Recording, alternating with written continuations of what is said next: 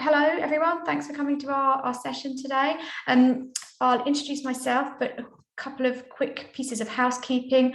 One is that the session is recorded, so just heads up on that. And the other is do use the chat box to talk amongst yourselves if you want to share comments or insight on what you're hearing. But any questions that you've got for James or myself, if you pop them in the Q&A box, we'll be able to find them more easily at the end of the session. We've tried to leave some time today for Q&A at the end.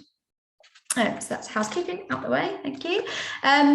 So I'm Bethan, I work for Stratcom. We're an international fundraising research and engagement organisation. And I head up the UK arm. I'm the MD here in the UK, where we have quite a lot of experience on these lead gen and lead gen conversion programs. It's quite a big percentage of the work that we've done in the UK for the last few years. So that's me, and I'll hand over to James. Of course, I'm on mute. Thank you, Bethan. So I'm James from Mindwize. Mindwize is a full-service fundraising agency based in the Netherlands, and I'm the senior digital consultant there. And in the digital team, we have clients all over the world. We work with organisations in North America, throughout Europe, Australia, New Zealand, in Asia. So yeah, truly global there, and yeah, like Bethan and Stratcom, we work on a lot of lead gen and two-step conversion campaigns, for organisations everywhere. This is kind of our main path into digital acquisition. So really looking forward to sharing some of our insights with you today. Okay, so I think we were just going to start off with a quick agenda to cover off what we'll be looking at. So we'll have a very brief look at what lead gen is and why it works. We won't spend too much time on that, but we'll look at some of the things that we've learned are the really important factors in success. And then we'll quickly move on to some examples of different creative approaches. So we've tried to explore all the different creative approaches and tactics to building a list of prospects or leads. I'll show you those examples today. And then we'll talk a little bit about testing, the supported journey, so how we're taking people from a prospect or a lead to donor, how we measure success, and then a little bit at the end around long-term vision and the strategy for these programs as kind of always on or year-round programs. Great. Okay. So why are you not giving me my slide? There we go. Let's start with some fundamentals. So just a slide or two for people who haven't done so much lead gen. Just start by defining what exactly it is. So where does lead gen sit in your fundraising program? So from the fundraiser's perspective, it's part of your acquisition program, of course, growing your fundraising base. It's really important to note that this sort of, we're talking about community growth, your online communities, your email lists, your social fan bases, your web visitors, that sort of pool of people. And that sort of growth, it really helps you with fundraising, but it helps you achieve organisational objectives outside fundraising as well. It can help you, create more impact for your core programs. It can help you raise brand and message awareness. It can help you recruit volunteers and a whole range of other things. So, community really is strength. Put another way, maybe a bit more corporate way, lead gen feeds your marketing funnel, or from a relationships kind of angle, it helps you start relationships with people who are qualified by their interest and values alignment with your cause. And that's really important because people who align with your organisation in these ways, like in terms of their thematic interest or their values, we know that they will show high commitment to your cause later on and have a high propensity to give and support you. This values and interest alignment is also really important because of your audience expectations in 2022. Nowadays, people really want to express themselves through your cause. Your audience wants to express their values, be part of something bigger than them, be part of a tribe. They want to be inspired, get lifted a bit personally. They want to receive value from you in some cases, and that value can be tangible or it can be a bit more abstract, I guess. and they want to be recognised for their actions. So just as an example on the right here, this is an example from a few years ago in Australia where I was at the time. Our federal government decided to build a whole lot of mining infrastructure straight through the Great Barrier Reef, really lovely. And this triggered myself and a whole lot of other Australians who thought that wasn't the right thing to do. An organisation called Get Up raised a reef fighting fund, which is a legal fund, so that they could take this to court and fight this in the courts. And I, like a lot of other people, donated to this. I saw the campaign and I donated. And then the first thing I did, of course, was go to Facebook and share out, saying, I just chipped in for this. This is horrific. Please kick in as well. And so what I'm kind of doing there is I'm really representing myself there in a public forum. So yes, I wanted to donate just to help with the impact. But I'm also kind of branding myself. I'm pushing out to everyone, like, this is what I'm about. This is who I am. This is happening right now. And I want you to join me. So that's that tribe element. Please come and join me and show that you're about this as well. And there are lots of examples of this in different ways. In the bottom right here, example here, this is an action run by St Jude's Children's Hospital, allowing people to send I think it's a Halloween joke, it's a bit small there, but I think it's a Halloween joke. So send a message to children with illnesses who are facing really difficult circumstances in hospital. And this is really allowing people to express their solidarity and support for these children in a situation where we can't do much else for them immediately right now. So it's facilitating that expression of impact. And people have come to expect these opportunities from nonprofits, or at least nonprofits who are engaging well with their audiences online. And this is coming to define the relationship more and more between nonprofits and their supporters. And the nonprofits who are responding well to this fact are growing faster. They're growing their fundraising faster, and they're growing their impact faster in 2022. Okay, so James talked there about how supporters want to be involved in your work, and this slide, we just wanted to point out the things that that are really important to do if you want to get them involved, if you want to attract them and grow those lists.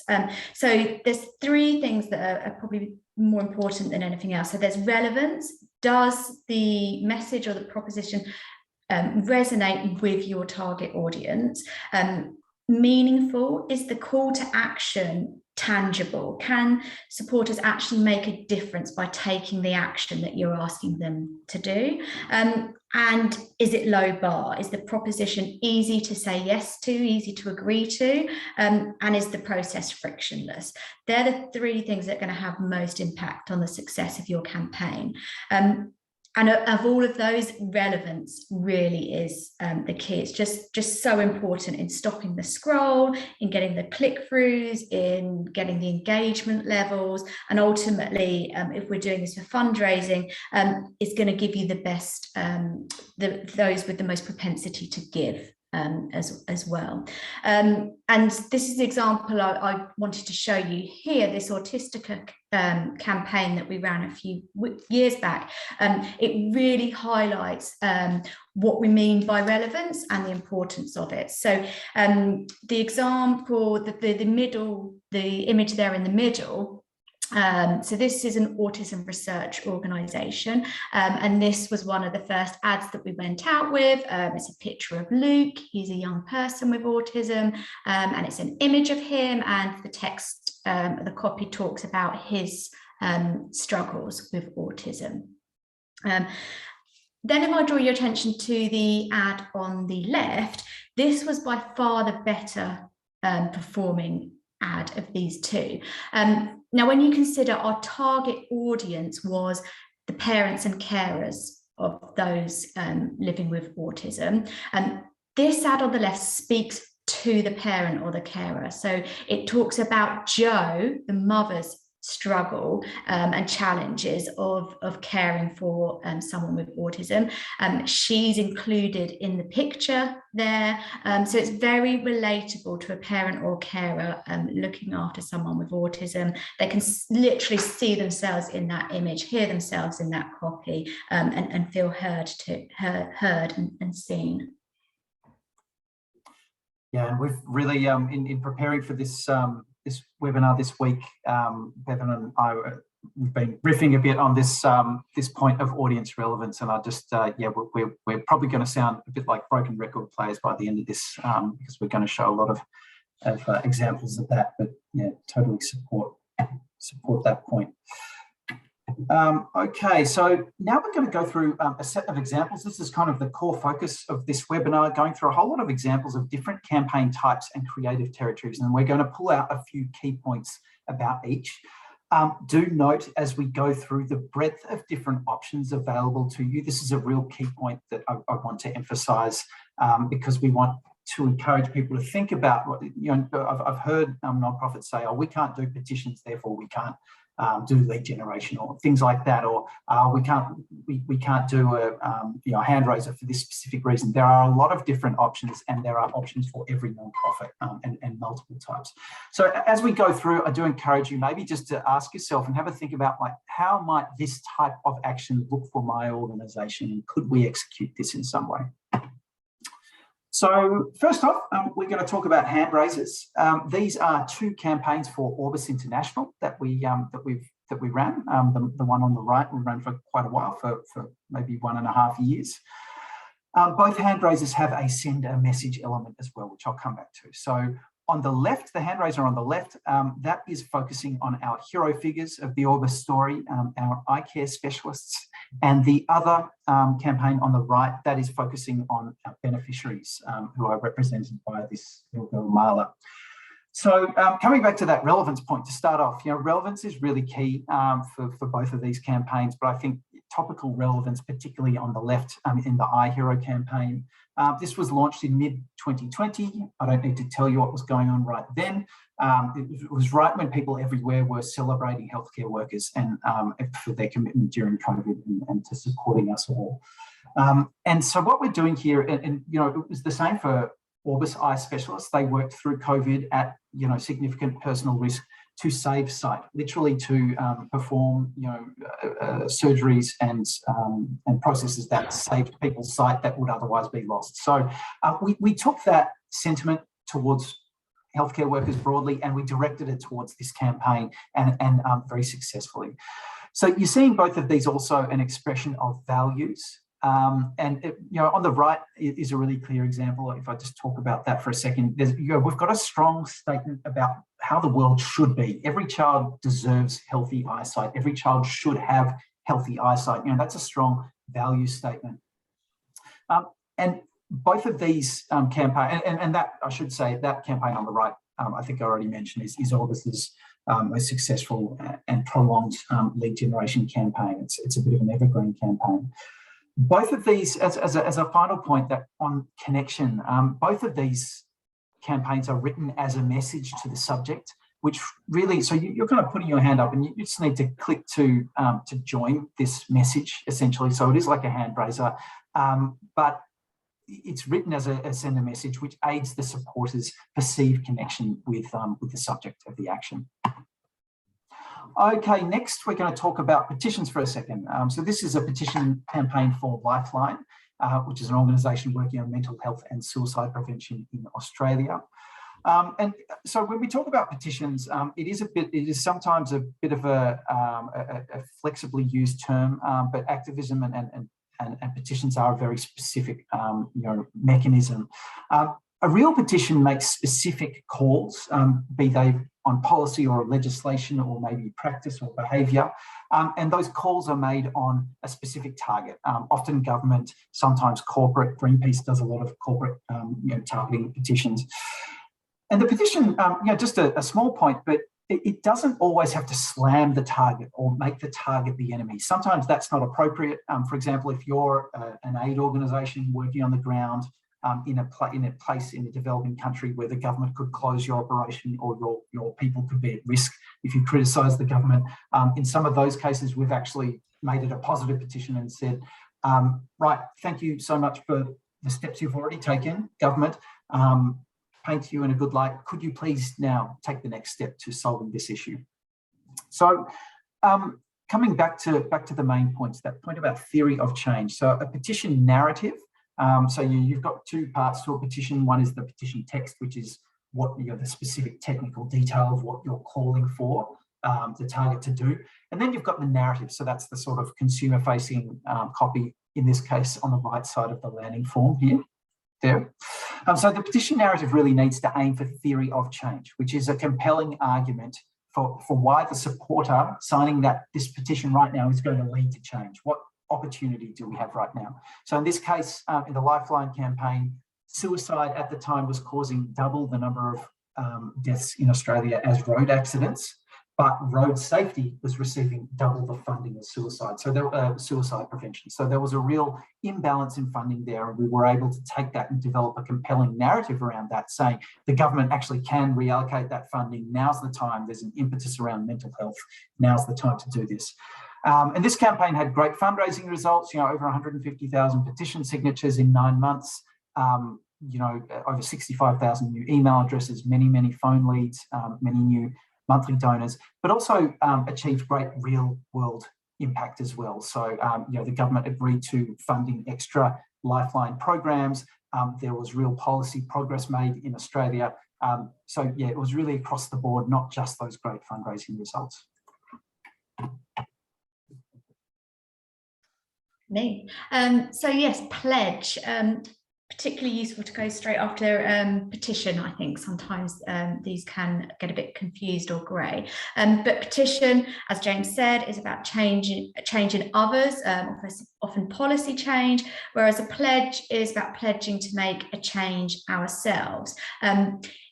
Interestingly, when you start to look at the theory of change aspect of this, change in ourselves to have impact often requires a collective change, and lots of people to make this change. So we talked right at the beginning about the importance of joining a tribe or wanting to be part of a collective or community, tribe, whatever word you choose.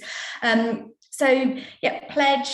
is a very specific values-driven behaviour. This is a great example here. Take the 4 R's pledge to say no to single-use plastic. So looking at reusing, reducing, refusing, and rethinking the life cycle of products and what you choose to use and not use.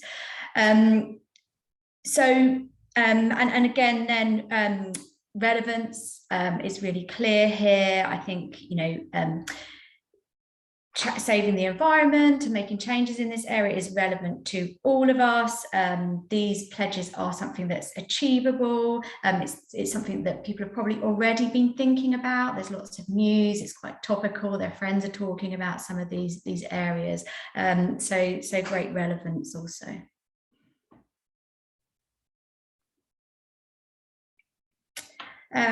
The next example is value exchange. So this is where these campaigns are where supporters literally get an item in exchange, if you like, for their details. And that can be really successful in driving a high volume and a lower cost per lead on social media, because you have the incentive for this item. So the example I wanted to share today is actually a physical item. This is Stonewall with the Get Your Free Badge button there at the bottom of that advert. It doesn't always have to be a physical item that's sent in the post. It could be a free download, for example. But this campaign is one of the most successful, if not the most successful, conversion campaign in the UK that we've seen, and it's successful for many reasons. It's not the key thing is it's not just a get a free item, fill your details in and we'll give you a badge. There's some really wonderful fundraising happening around that point. So there's great storytelling. You can see the long copy there on that advert, the first person account of someone within the LGBT community telling their story of coming out, which supports the campaign Come Out for LGBT. It's very, very relatable. The target audience was the LGBT community, and almost everyone, if not everyone within that community, will have an experience of coming out or worries about coming out, and very strong feelings in that area, and be able to resonate with this story that Jacob's told there. The item itself has to have real value. So this item allows the supporter to show their support of other people within the community, and it allows them to spread the word of Stonewall's work and literally wear that message on their chest, on their sleeve, and spread the word. So the item has a value to the supporter. They're sharing their values, they're showing support for community, but it has a value to the organisation as well. It's spreading their mission. So all of that underlines kind of beautifully shared value and shared mission, that of the supporter and the organisation that are aligned. And it's community building as well. It's about building a group of people that are out there wearing this badge in the community.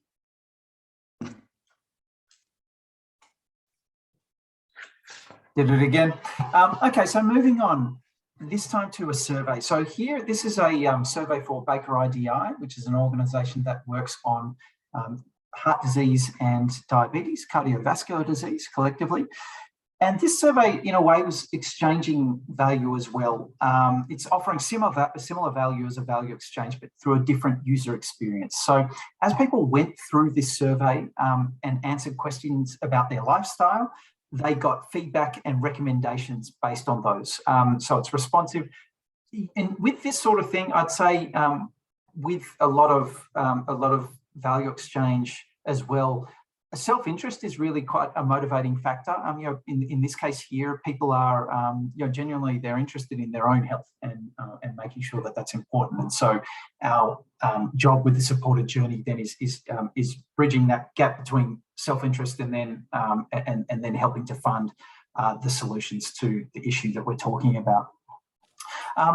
We do know from benchmarking that people over 40 are generally better donor prospects in terms of conversion and retention, and you know, that's a happy alignment here, because the survey was inherently geared, and this issue of cardiovascular disease is inherently geared towards older people, and so there's a nice alignment between that self-interest and you know, donor qualified audiences.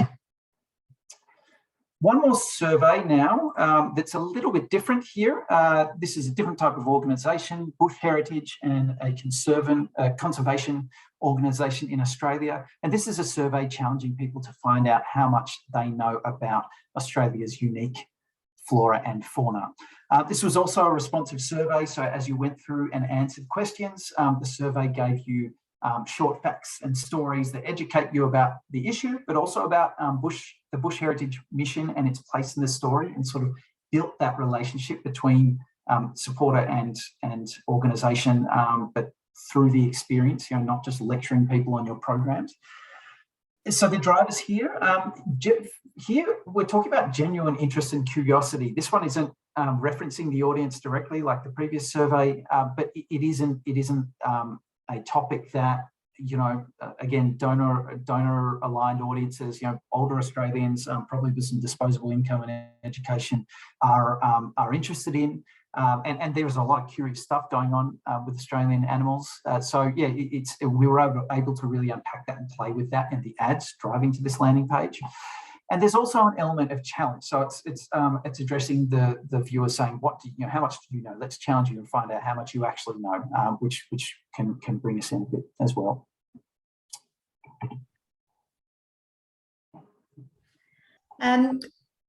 Facebook challenge events. I'm sure many of you have seen these adverts, and you're possibly running these campaigns within your events team, perhaps your digital team.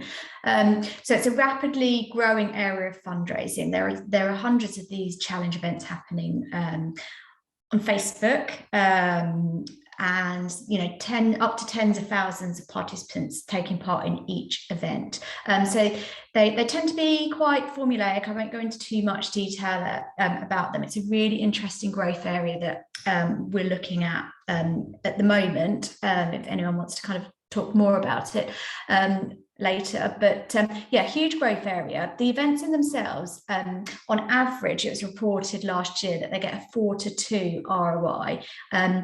But I think the really interesting thing is that these are happening all over the place, but actually what charities aren't doing yet is capitalising on that as an opportunity to feed their individual giving programs and their donor recruitment programs. What's happening is these events are taking place, participants are completing the challenge over a period of a month, and then not going on to do anything else for the organisation, so that there's no onward journey, where actually they could be a great pool of prospects or leads for your conversion programme. And actually leads that are more than paying for themselves. And I've seen some really interesting early results from 1 or 2 organisations where they have been converting these people to regular giving. Okay, next, here's a campaign I worked on for the Walter and Eliza Hall Institute, which is a big medical research organisation that does vaccine research and development. So when we were sort of ideating, coming up with ideas for the campaign, we discussed, we knew that childhood vaccination is a highly relevant issue to a lot of people, especially to people that big swathe of sort of your donor demographics who have children or grandchildren, and it's something that a lot of people are passionate about. People are rarely on the fence about it. Either you do support it or you don't, for the most part. But something like a petition or a hand raiser that's sort of trying to harness that passion, that feeling for the topic in that way, it just wasn't culturally appropriate for the organisation. It wasn't going to go and do that sort of action. So we said, why don't we just ask people about it? We suggested a poll and said, which is basically a single question on a resonant topic. Let's just ask people what they think about childhood vaccination. And of course, people wanted to have their say on this topic. It worked really well because people wanted to have their say, and we sort of in our negotiate, the work of an agency is to part of the work of an agency is to push to try to make the campaign as strong as possible, and then you work with the organisation with the non-profit to work out what's actually appropriate and feasible. In this case, we were pushing to say, right, can we turn this into a like a press event? Can we make can we collect these results and come out with some announcements about it? It wasn't appropriate, but we could take a couple of steps that way in the narrative to sort of imply that what people were doing was going somewhere. Okay, last example here is my my colleague Berry at Mindwize is the champion of these campaigns. This is for the Thrombosis Stichting, the Thrombosis Foundation in the Netherlands, and this is a sock design competition and voting action. So there are 2 levels to this one, which is great because it makes for an extended story that you can engage the supporters with over time. So the first step was a sort of submit your design to go into the design competition to design a sock, and of course the sock is a sort of like a symbol of thrombosis and deep vein thrombosis. Now that sock design step, that's obviously a higher barrier action. We still get enough, we're getting 10, 20, 30 submissions for a sock design. It was enough to then shortlist some potential winners and then go back out to the community and say, hey, now can you vote on designs to pick a winner? And we're actually going to produce a number of 1, 2, or 3 of the top voted socks, and then they're going to be out for sale. And of course that second step is a lower barrier, much lower barrier. It's easier to vote for a sock design, and people are sort of being taken along the journey here. And then of course we Thrombosis Foundation created these socks and then sold them, and they do quite well out of that merchandise. So our key point of going through all of those examples is that there are many different possibilities for actions and propositions, and there are different territories. Here's sort of a list. I'm not going to talk through all this detail, but in that ideation, you really need to. And there's more outside of this as well. Bethan talked about those community challenge events, which are sort of outside this list here, and whatever is relevant and meaningful and low bar, and you can collect people's details through is a viable lead generation campaign. So you really, when you're thinking about this, be open to all these possibilities and explore them, and in a group where you can come up with lots of ideas. Okay, now we're going to move on to supporter journeys, which is really important. So it's great to have lots of ideas for the first step, but of course that's just the first engagement where you're bringing someone in. What happens then? So the first point is timing is key. That's what we've found. So we've talked a lot about lead gen, and specifically this session is a lead gen for fundraising. So we're going to assume you want to convert all of these leads to donors. And as I say, key is going back to people quickly.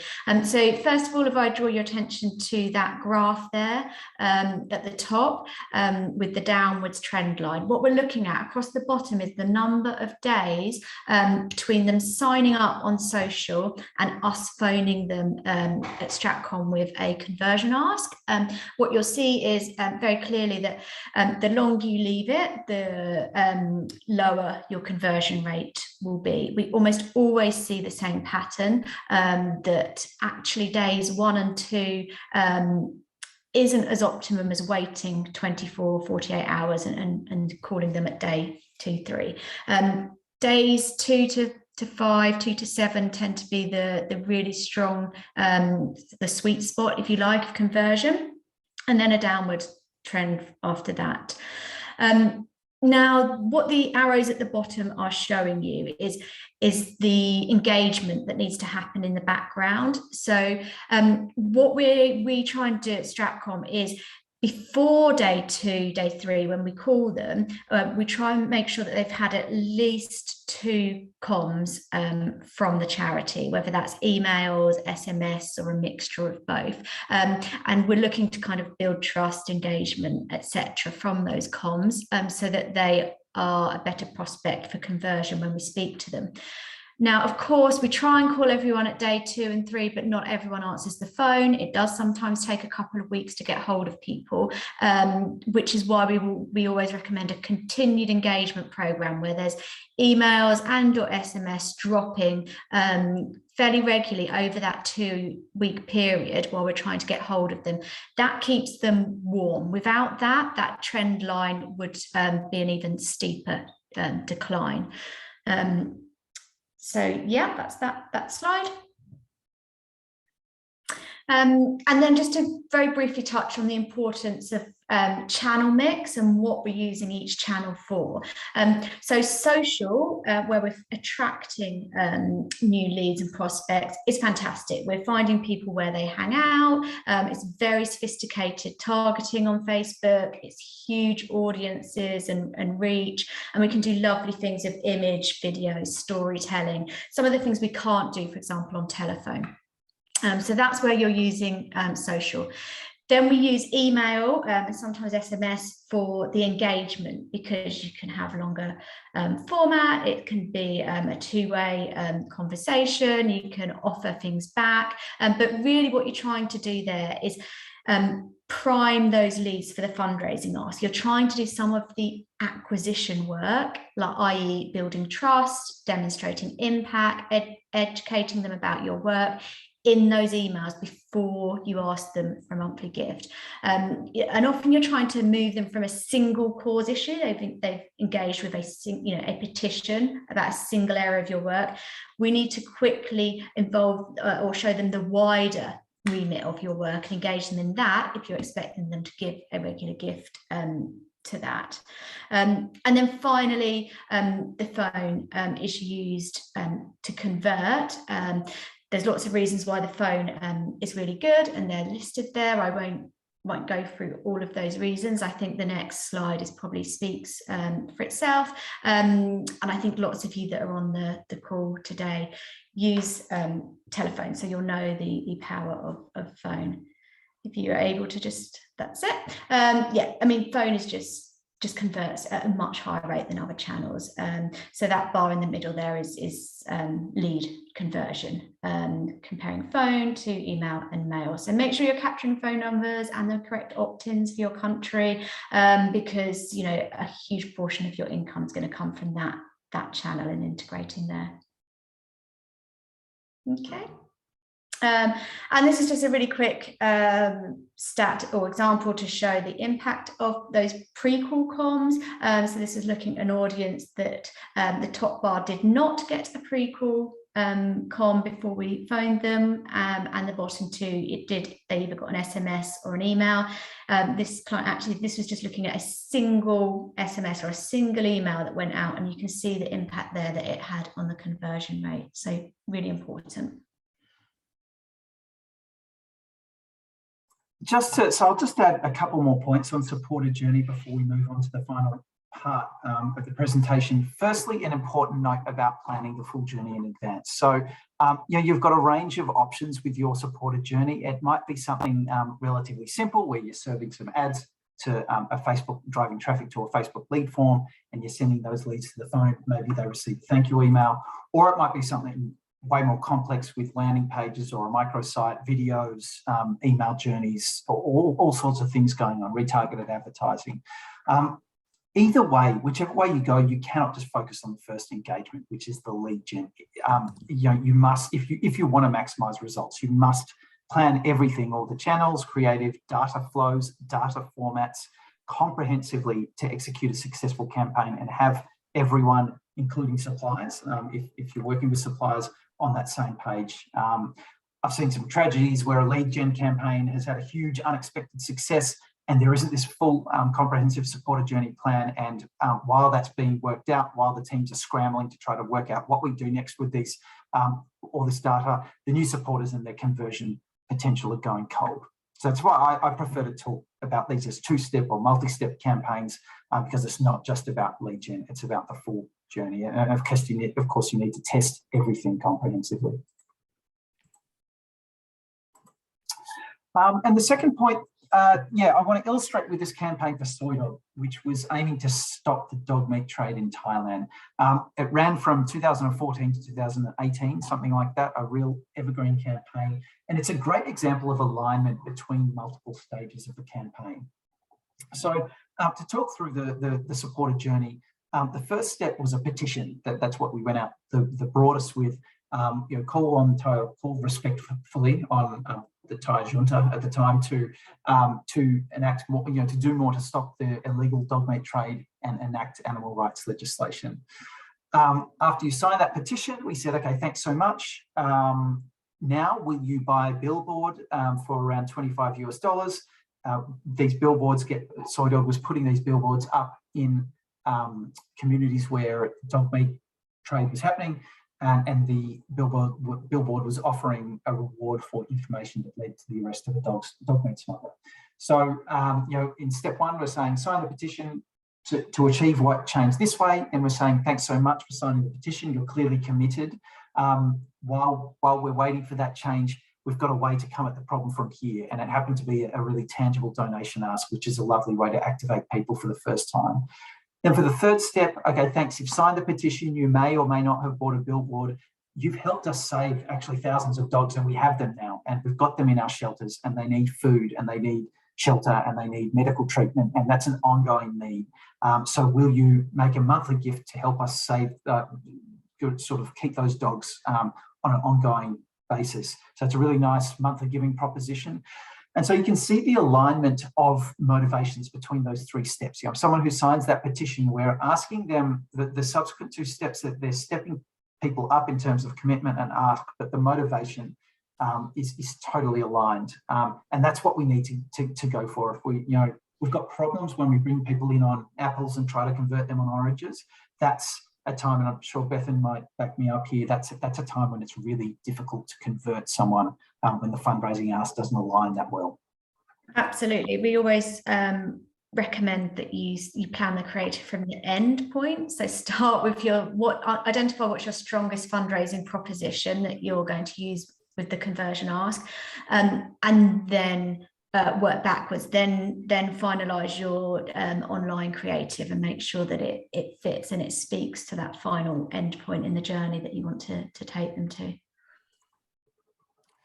Okay, great. On to the final part, and I see the time. We want to leave some time for questions, so we will try to go through these slides fairly briefly whilst retaining the value in them. So lead gen, so we're taking a step back here and looking at strategy and testing. So it's ideally an always-on activity where you're employing a continuous cycle of testing, analysing, learning and optimising. And this sort of process can deliver, so this is a real model based on a real market entry here. It's just basically, the idea is that this organisation is investing continuously in digital acquisition using this ideation and optimisation cycle, and over time, the results for all the fundraising, the community size, the email list, all grow in time and really compound in time. So,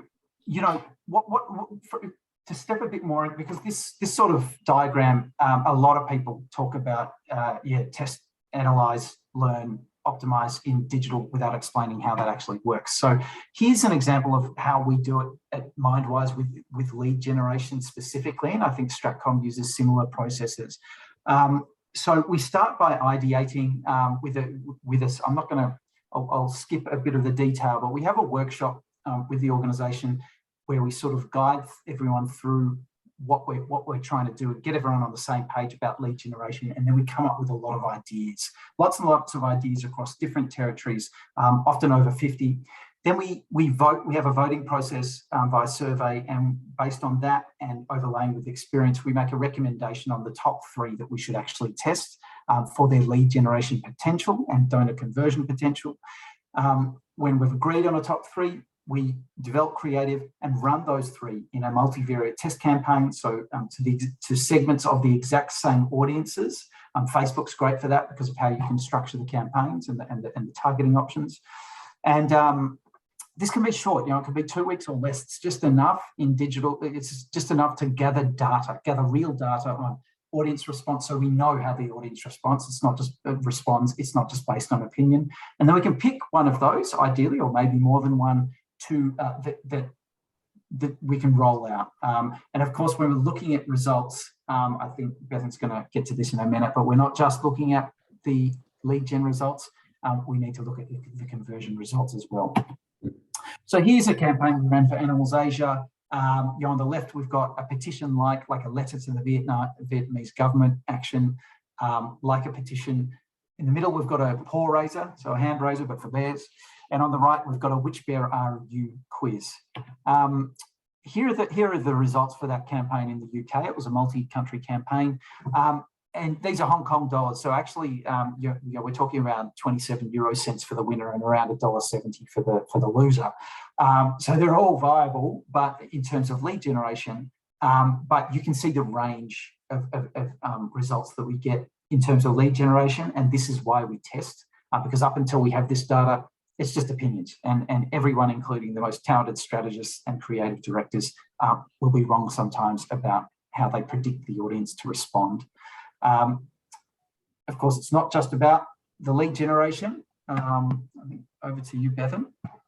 Yeah, so I think in the Animals Asia one, actually, the one with the lowest cost per lead was the strongest performing for conversion when we called them. But that is not often the case, as the next slide shows. And I think we see this problem come up where the different elements of the campaign are managed in silos. So if you were to leave a digital campaign manager managing your lead gen and then just convert them some weeks or months later in isolation, your digital manager will be looking at cost per lead, and they're going to turn off anything that looks to be the most expensive cost per lead, be that a creative or an audience.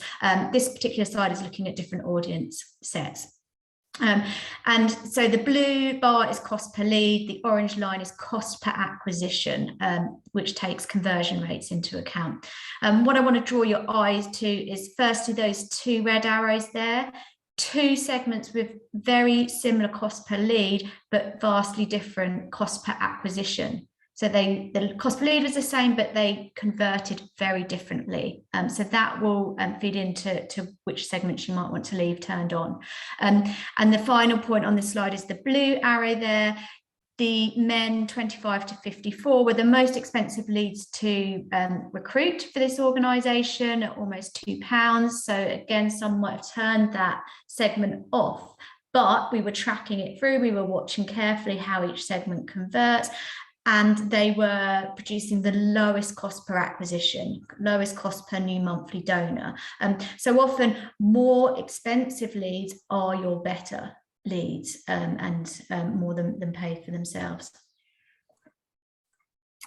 Great. So coming back to that continuous test cycle, just a final point about how you build your lead gen program. So ideally, you can run this sort of test that we just looked at before with Animals Asia periodically in order to, in the vision and what you're going for is to build a portfolio of viable lead generating campaigns. So when you get something that's viable, then you add it to your portfolio, and you end up with some diversity in a basket of campaigns that diversity sort of gives your program, your overall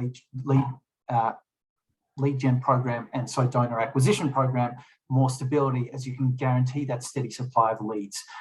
If a campaign becomes fatigued or redundant, or you need to switch it off for some other reason, you can pause and stop it, but you've got other campaigns on or ready to go to ensure leads can keep flowing. Now, what we're looking at here is an ideal vision. It's all organisations don't necessarily have the resources to build this straight away. But even if it's something to aim for, and it's an idea to think about, that portfolio approach, and even 2 viable campaigns ready to go gives far more security to your lead gen and so digital and phone donor acquisition than just 1 campaign. Okay, that sort of wraps that up for us. Yeah, right. I think we have got 10 minutes or so for questions, if anyone has any. I'm not sure, Aaron, are people able to speak, or do they need to type? Oh, we've got a raised hand there from Judy. Aaron, do you need to turn on their microphones? Yep, absolutely. Just 1 second.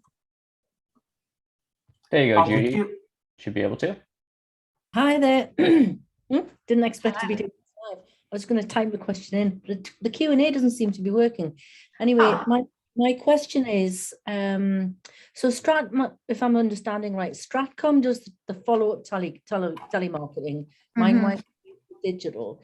Do you have any data on the comparison results for, say, a digital only versus campaign against a digital and tele follow-up as well? Because if you use both channels, it significantly increases the project cost. So to convince my board to additionally invest in the telemarketing, I need some, figures, some data. Is that? Yeah, of conversion to monthly giving. Yeah. Yeah. I mean, we can certainly give you the stats to build into your model for monthly giving conversion. You're looking between 6 and 16%. It's quite broad. I know. So 6 to 16% of people will convert if you phone them. So you can build that into your model. And usually the average gift in the UK is around £72 for an annual gift at that point. They're very upgradable because you've got a phone number for them all, so you should build in the upgrade modeling as well to upgrade them a year later. The wide variance there, 6 to 16%, does depend on cause, but also the type of lead gen that you're doing. So for example, in the UK at the minute, Valex campaigns are converting really highly, sort of 12 to 16%.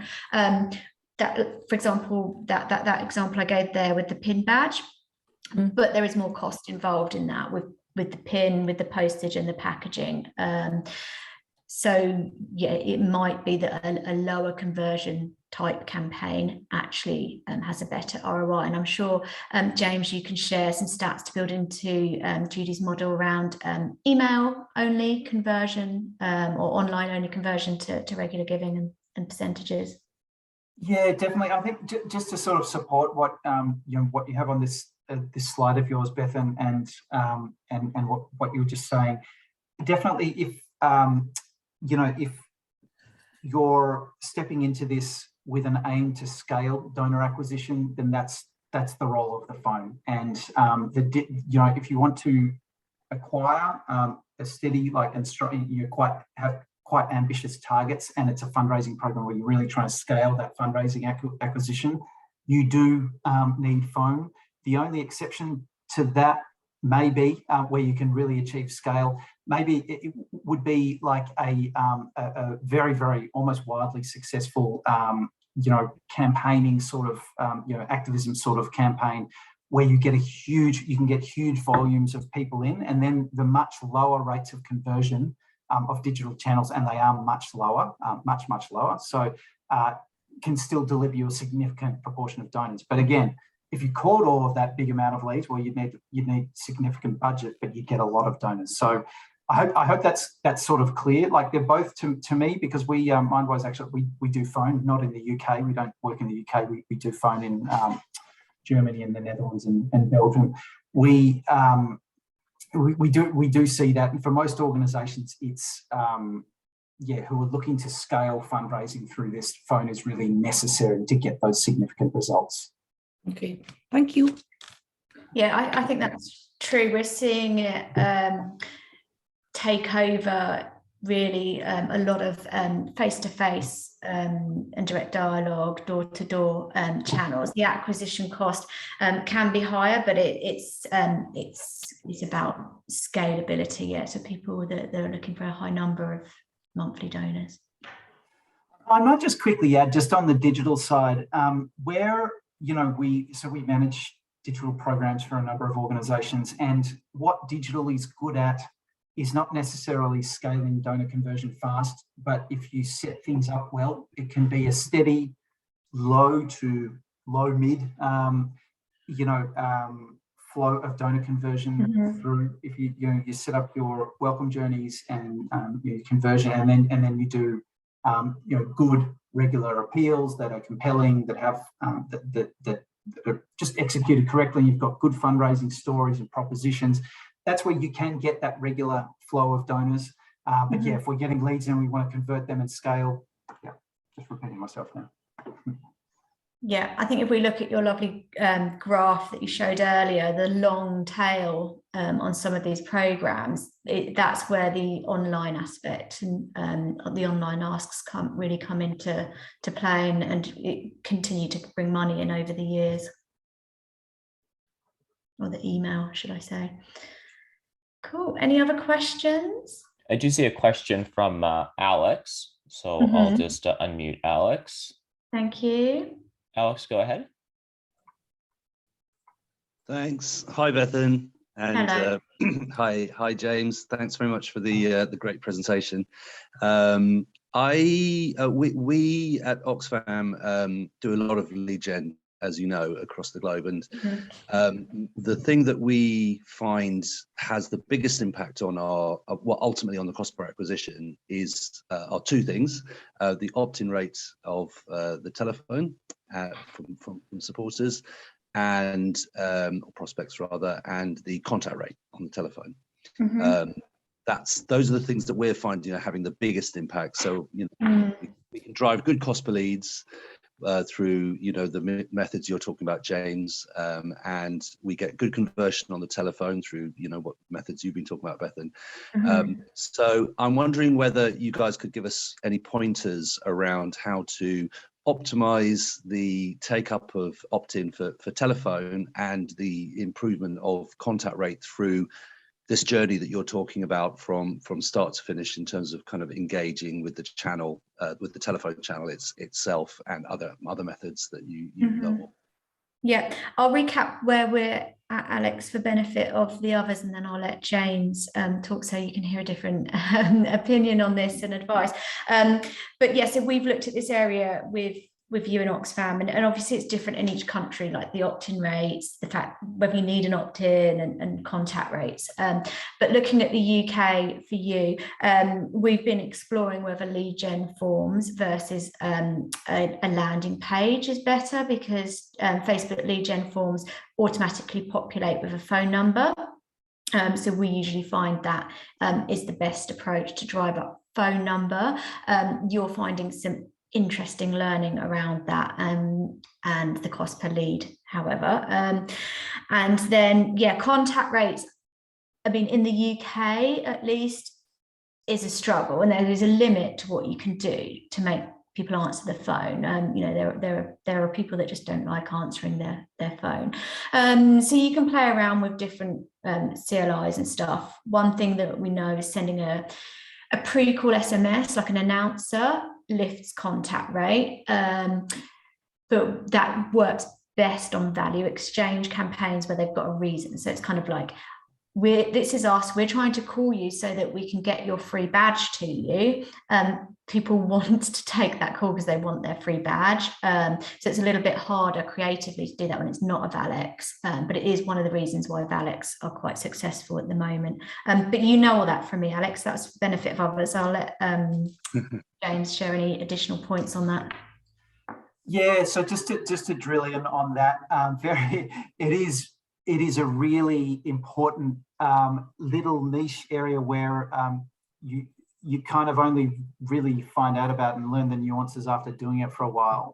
The space of how you're collecting data, which means what fields, what sort of form are you using, what fields are you making mandatory, or in the case of Facebook lead forms, all fields are mandatory. So if there's a phone field, someone must leave a phone number to complete the action. Then separately, what are you offering opt-ins for? So if it's you get some funny, if you've got your own landing page, you get some funny combinations like people leaving a phone number and then not opting in for phone, and things like that. With Facebook, it's a bit more straightforward, but more nuanced. You have decisions about. So in theory, privacy legislation is really clear, and people in the same market dealing with the same legislation see it the same way and make the same decisions, but they don't. So we see a big variation in what organisations are willing to do in terms of how they offer opt-ins, whether they separate different opt-ins for different channels, or whether they offer them all at all. In the case of a Facebook lead form, or just leave a terms and conditions sort of thing. Like if you're submitting this form, you're opting in. And with Facebook also, you can offer an opt-in, but people can't actually, you can make it so that people can't actually submit the form without opting in. So is that really free free consent or not? Question there. And these things all of these things do have marginal impacts, not marginal, big impacts on the amount of, I call it usable data. So you might collect phone numbers, but you can't use them. So what's the point? We don't count them. It's phone numbers that you call, people you can email, and then I guess you've got to test also the subsequent. Like, so you might collect a whole lot of phone numbers, but does the way you collect them, for example, on a Facebook lead form, not giving them the option to opt out, does that impact subsequent conversion rate, contact rates, like you're saying? So it is I totally appreciate and agree. It is an important area, and I think Bethan and I were speaking yesterday. The Facebook lead form does help you get around that, and also does pre-fill phone numbers, which makes it it reduces some friction. But there are still a lot of decisions to make. And yeah, sorry, we could probably spend 10 minutes in a webinar on that. So I'll have to leave it there. Yeah. Okay, I'm just noting time, Bethan. Yes, that's the end of our allotted time. So we are thinking about doing what a next webinar might look like, particularly looking at, so we spent a lot of time focusing on attract, like the creatives to pull people in and build your lists today. So we thought a webinar looking at the the conversion, and then onwards from that immediate conversion ask, the long-term value of these programs, and how to bring money in over time across different channels would be an interesting area to look at. But if you guys have got things that you would like to look at, us to look at on the next webinar, then do get your questions and your thoughts over to us. You can leave questions at the end here. We can stay on for a minute or two if anyone is keen for that. But we've also got our contact details on the next slide for those of you that don't have it. And Bethan, we had a question about, I think you already answered, but we will be circulating these slides in, I guess, in the next couple of days. Yes, we will. We've recorded the session, which we can circulate, and we can circulate the slides also. Well, thank you so much, everyone, and thank you for the. Will we share the recording too? I believe so. We'll push that out as well. Yeah. Maybe after a few days. So, for myself, thank you so much, everyone, for coming along. Thank you for the kind comments in the chat there. Glad you found it useful, and please let us know if you've got questions or topics that you'd like covered in the next one, and we will look at those. Okay, thank you, everyone.